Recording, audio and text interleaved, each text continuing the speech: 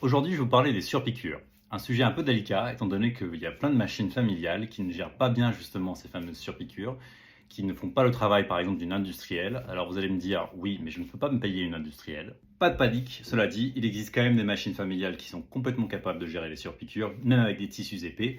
Et aujourd'hui, je vais vous montrer quelques étapes pour bien réussir justement vos surpiqûres. Alors avant toute chose, il faut savoir que les machines FAF que j'utilise moi, j'ai une expression 710, ont ce qu'on appelle un IDT. Donc c'est le petit bras noir que vous voyez ici en plastique qui permet d'imiter le point industriel et passer les épaisseurs qui sont compliquées. Mais avant toute chose, voyons comment préparer le terrain. La première chose, ça va être de repasser. Il faut déjà que vous repassiez bien vos marges de couture, que ce soit d'un côté ou de l'autre, pour ensuite pouvoir venir bien épingler et piquer.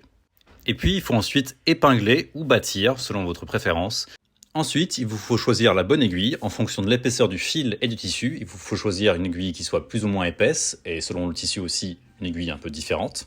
Il vous faut aussi le bon fil. Si vous utilisez un fil plus épais pour le fil du dessus, n'utilisez surtout pas le même fil pour la bobine. Utilisez un fil standard, ça vous évitera les bourrages. Une bonne technique quand vous commencez à piquer, c'est de le faire dans la marge de couture. Comme ça, vous évitez le bourrage du point de départ.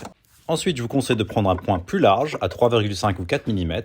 Et puis c'est tout simplement de la patience, il faut y aller bien lentement en aplatissant bien son tissu. La patience, ce petit pépère aussi, il l'apprend et c'est peut-être l'étape la plus compliquée.